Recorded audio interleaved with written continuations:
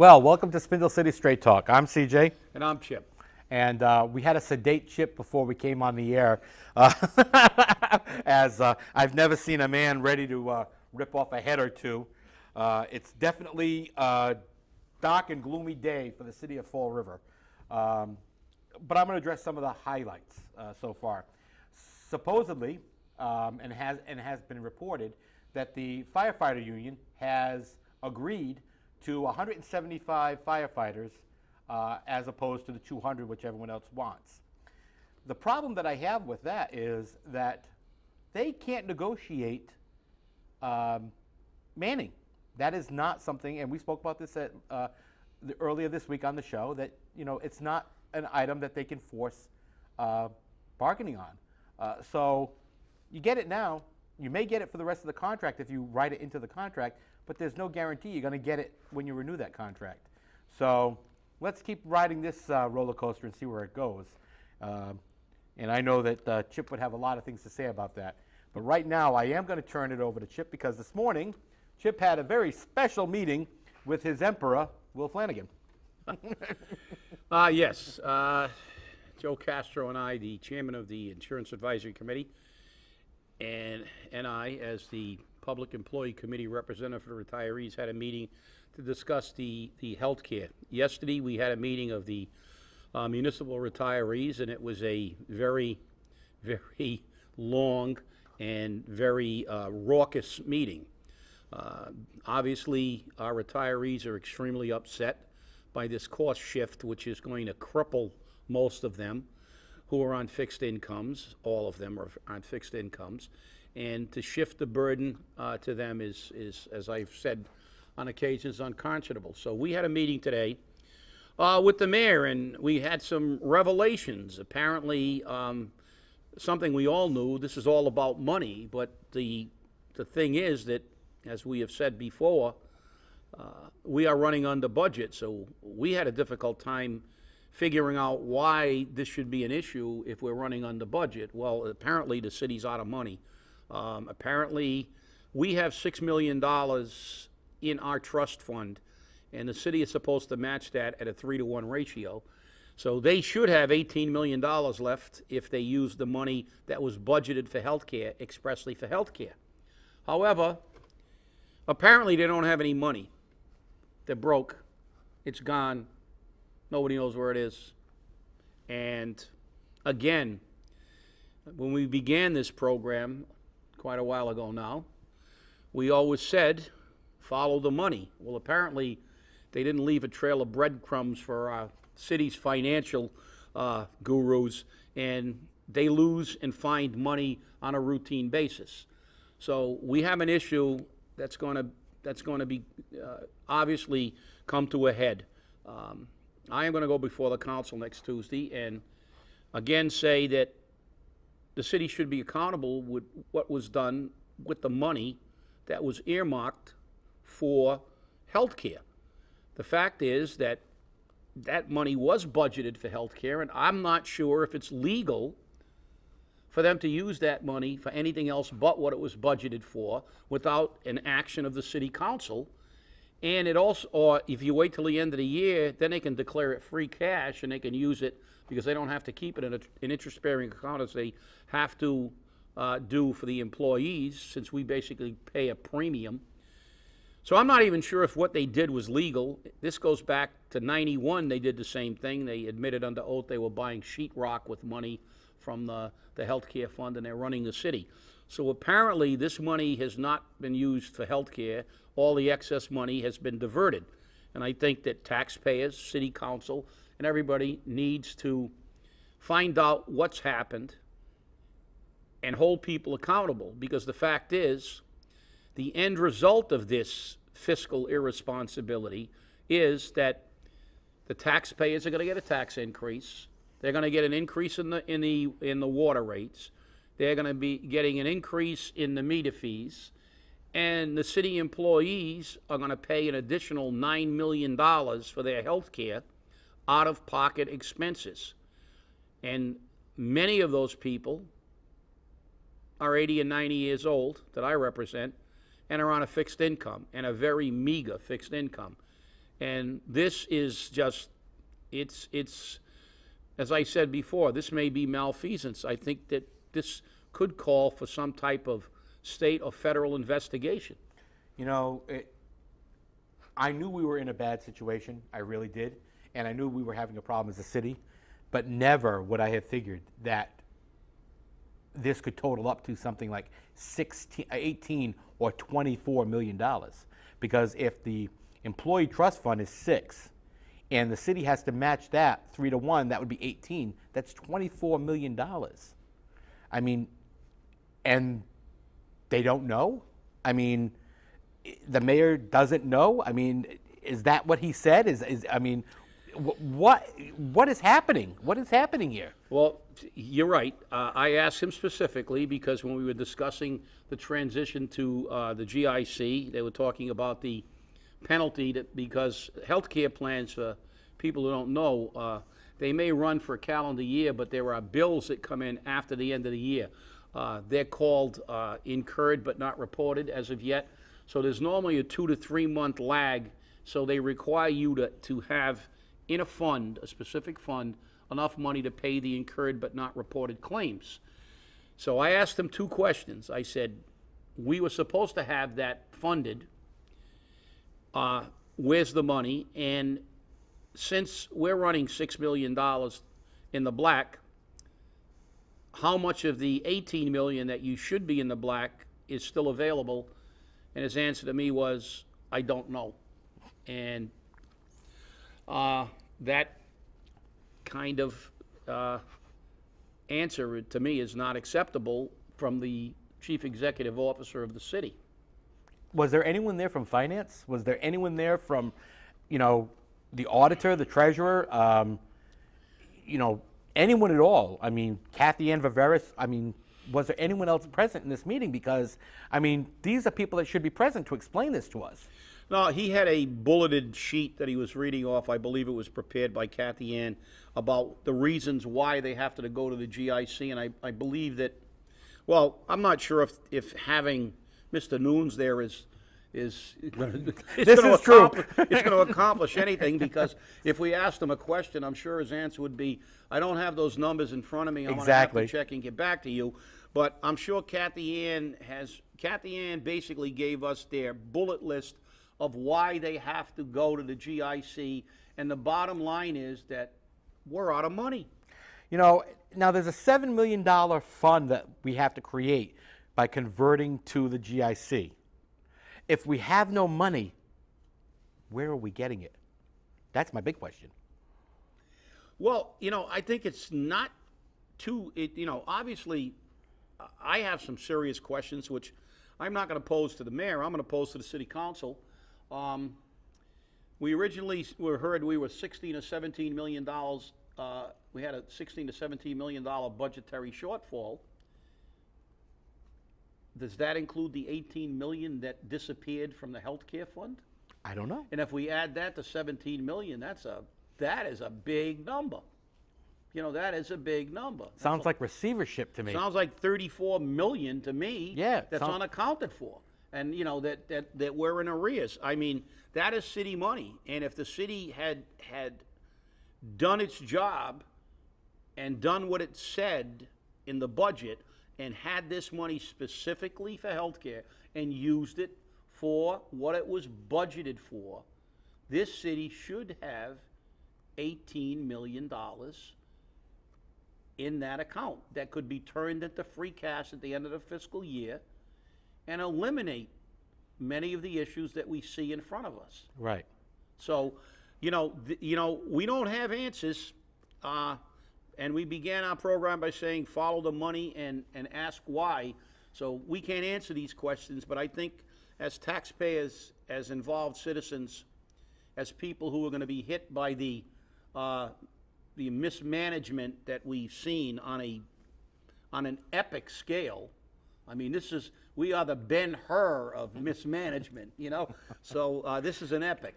You know, but the thing is that we have to look at this. If you remember correctly, we were behind like 5 or 6 years in audits that had to be reported to the DOR. And Sean Kadim brought all of those up to date under the Flanagan administration. Now, those all came back fine, no problems. We were all set. So, does that mean that that $18 million was all there and accounted for at that time? And now that Sean Kadima is gone, the money is gone? And I'm not saying Sean took it, but I'm saying we can't find it, we don't know where it is, we don't know what's going on with it. So my question is, were those reports proper? Were they correct? Or were we playing with fictitious numbers again? And we've been hiding this for so long that eventually you know that when you make mistakes or you try to hide something, eventually it comes out. And it's going to bite you on the, you know. Well, I think this is the reason that we're discussing here the possibility of an investigation, maybe even a federal investigation of what's going on here. Because, as I said, this goes back to '91 when we filed that grievance and we hired Ernst & Young to do a forensic accounting of the healthcare system, and we found over $1.5 million that had been misappropriated.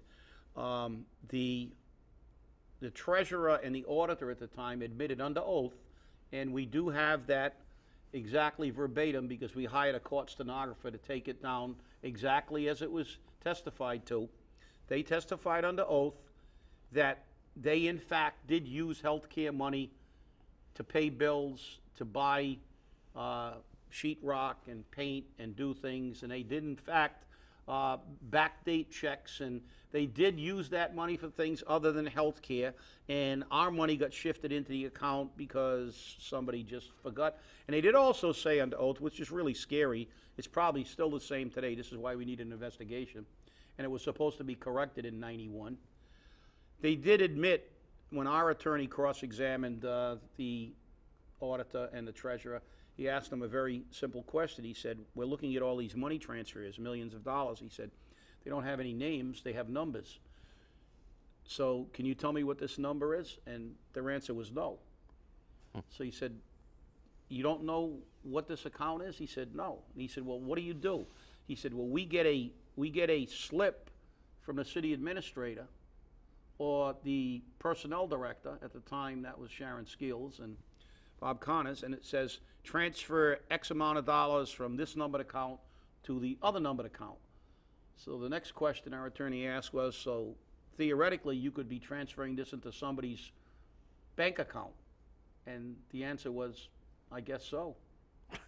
So that's no way to run a railroad. No, and it's apparently not. We're still running the railroad the same way. You know what's really interesting, though, is that we've all been complaining about where's all this money coming from.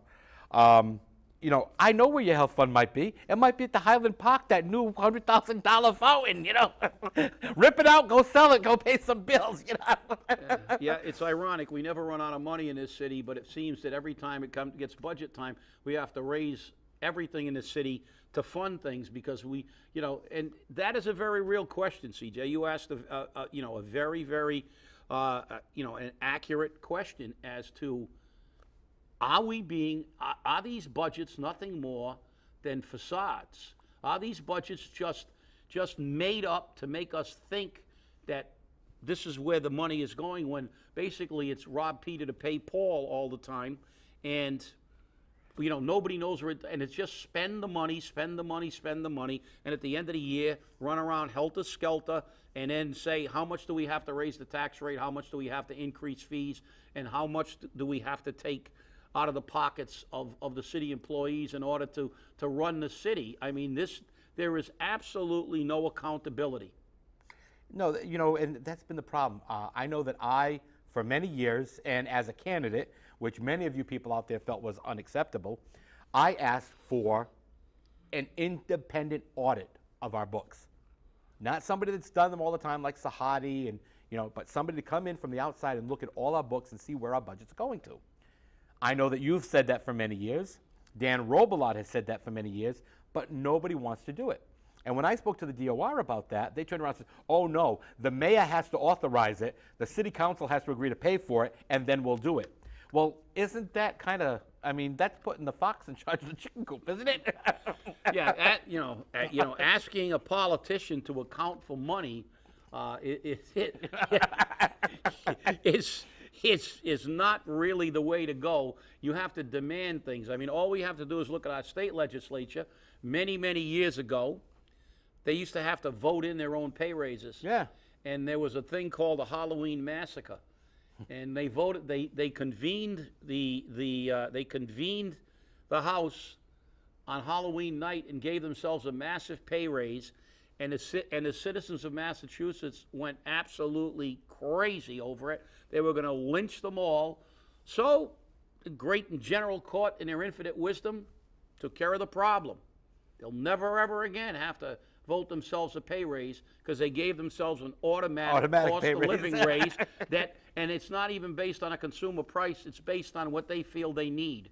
And so this is the way politicians handle it when they're asked to account for money. What they do is they make it so they never have to come back in front of the citizens again and account for it. They just make everything automatic and they hide it. You know, I really want to see how they're going to handle this, because obviously the GIC has to happen now. Okay?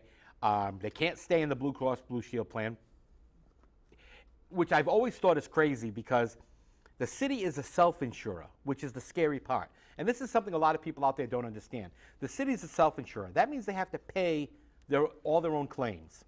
Now, the city acts as a self-insurer for the health plan and for workers' compensation as well.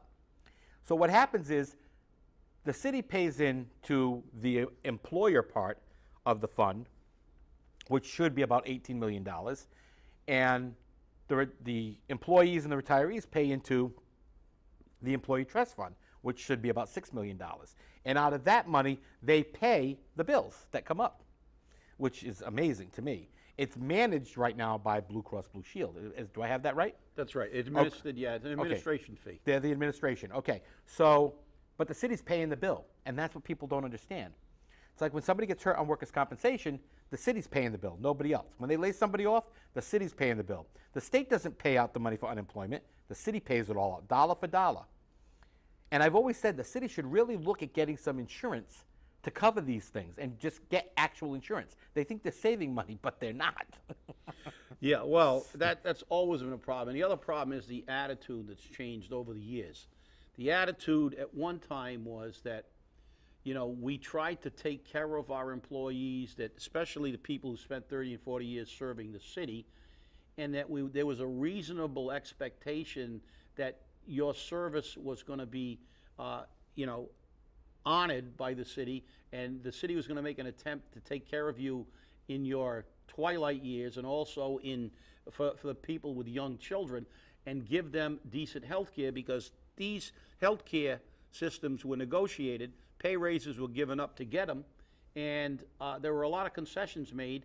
And actually this morning I brought up, and CJ, you have it in front of you, to show that at one time we did care very, very intimately about taking care of our people, because ironically enough, one of the people we took care of when I was chairman of the Insurance Advisory Committee was none other than CJ. Take it away. Mayor Will Flanagan.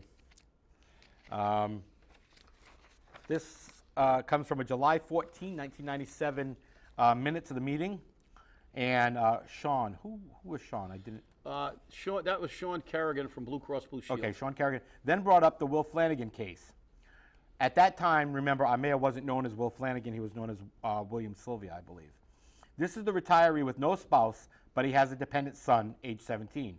Right now, they both have Mass Health Plus plans. Sean stated that it was his understanding that the city exception to retiree with Medicare A and B going to MedX was when there was a spouse and child on his Mass Health Plus family plan. It would cost this retiree more money to pay for one plan of MedX and a family plan of Mass Health Plus for the spouse and child. In that situation only did the city agree to let the retiree remain with the family on a family Mass Health Plus plan until the dependent child was no longer eligible. All agreed that this was the intent of the exception. Mr. Machado pointed out that it would cost Flanagan more to pay for the family health plan than to pay for the one Mass Health plan for the son and MedX for himself. However, Flanagan wants to stay on the Master Health Plus plan, as that it was what he's used to and what he thinks is best. I like that. Boy. Mr. Camara pointed out that it would be a bad precedent to keep making exceptions, as what was done for one person would have to be done for all. Interesting that you brought that up. And then in September 8th, 1997, it was given to him. Isn't that nice? Yes, and the point of this, and he was shown those documents this morning, because I wanted to remind him that back in 97, I made the point that if we did it for him, we have to do it for everybody. And all these many years later, if you remember, about a year ago, I was in front of the city council when the city basically abandoned Nero Farias, an 85-year-old police officer who made a career in a police department, started the PAL, and they would not extend him the same courtesy. And by the way, the 17-year-old dependent child is Mayor William Flanagan. Right. So I pointed out to him that we had enough compassion to try to give his father the best way out so he could save money, because we understood that he was on a fixed income. And obviously at that time, I was not a retiree, I was the chairman, and we convened the first minutes that CJ read was a special meeting that was called. If you, at the first paragraph says who was at the meeting, and the only people at the meeting were myself as the chairman of the Insurance Advisory Committee, Dennis Pacheco, who was the police union's representative to the IAC, and Dave Machado, who was the retirees representative at the time, because Mr. Flanagan's father was a police officer. And, you know, it's rather ironic that we have a mayor now that's going to attempt to balance the budget on the backs of the people who have the least ability to pay, and he is an individual who was not victimized in 1997 because we had enough interest in our retirees and compassion to ensure that we didn't try to break them financially. And the fact is that his response when presented with this was, I don't want to do it. I'm doing it because we're broke. Well, how did we get broke? And that's one of the questions we want to ask you, the viewers. How did we get broke? How is the city going to pay $7 million to transfer us into the GIC plan? Where's that money going to come from? Are they going to pull it out of the sky? Are they going to go take out a loan, or otherwise known as a bond? How are they going to come up with that money to transfer us over? What savings are actually going to be realized by the city? And at what cost to the retirees and the city employees? Where is all this money going? I have no idea. And we want to know from you. If you have any idea, call us. Our tip line phone number is at the end of the show. We have an email, tips@scstonline.com. Send us your tips, send us your information, because we need it. We want to look into this as deep as we possibly can get, because we want to know who's responsible for this travesty, who is responsible for this criminal malfeasance. Because in my opinion, this is a criminal act. This is a criminal act where we, the taxpayer, are going to have to pay for it. Do you realize that if we end up having to go into receivership because of all the bonding and all the lost money and everything else, do you realize that our taxes are going to be uncontrollable? Our fees are going to be uncontrollable, and our services are going to go right into the toilet. Is that what we want? Call your city councilors, call your mayor, and let them know you're not happy about this, and you want clear, concise, and transparent information. We need it. I mean, Chip, this is, you know, this is ridiculous. Yeah, it really is, because the question has to be asked. As you said, how are they going to pay the transition? The reason that the city wants to go to the GIC is because the state allows them to bond the transitional money, the $7 million. It's the magic word. The magic word, bond. You can't bond normally for this type of expense. It's prohibited. But the state, in order to try to get people into their plans, allow them to bond. So if we bond, guess who pays again? You're going to pay again, because the bond is going to be paid by your tax dollars. So the city is going to take that $7 million debt and divert it to you and I the taxpayers when there's $18 million unaccounted for in this year's health care fund? The question again, if the employees are running 9% on the budget overall, 12% for the retirees, and we have $6 million in our trust fund, where is the city's matching money? Where is the city's money, period? We're not even asking for the whole 18 million.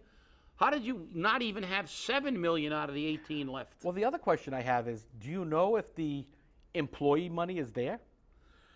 I mean, Well, there's another question. Well, we get a report every month that says it's there. Is it there? Your guess is as good as mine. I know. Because we don't have we can't go into those bank accounts. They're city accounts. The city regulates it by 32B. They're the ones who put the money in the bank. They're the ones who take it out of the employees' paychecks. But as we said, it wouldn't be the first time that they misappropriated money. They misappropriated the money in '91. In the last 3 years, they've had $3.5 million worth of billing errors in the healthcare system, and it's tragic. But it seems nobody knows where any of the money is in the city. And ironically enough, the only thing that's running efficiently in the city is the healthcare plan, and that's the one they're messing with. Well, I know that a lot of those people know where some of the money is. They put it in their pocket every 2 weeks in the form of a paycheck. And some of those paychecks are pretty big. So Absolutely. And But it's not right. no, you have to call your city councilors and express your outrage. We want accountability. You have to call the mayor. You have to call your state reps, because this is ridiculous. Your tax rates are going up. Your water fees are going up. Now if you're a city employee, they're gonna take a retiree that's getting $1,000, $1,200 a month to live on, and they're going to make him pay $110 for a prescription that he was getting for free, or $35 if he had to get it through Express Scripts. So that's more than 3 times more. It's just unconscionable. It's contemptible. I think the last comment I'm going to make on this is, I guess that the mayor went to the Buddy Cianci School of Management very well, because it's the same situation all over again. And on that, I want to thank you for watching Spindle City Straight Talk. We're here, we're real, and we're going to make sure we get to the bottom of this. If you have any information, any tips, please get a hold of our tip line and let us know. I'm CJ. And I'm Chip. Thank you for watching.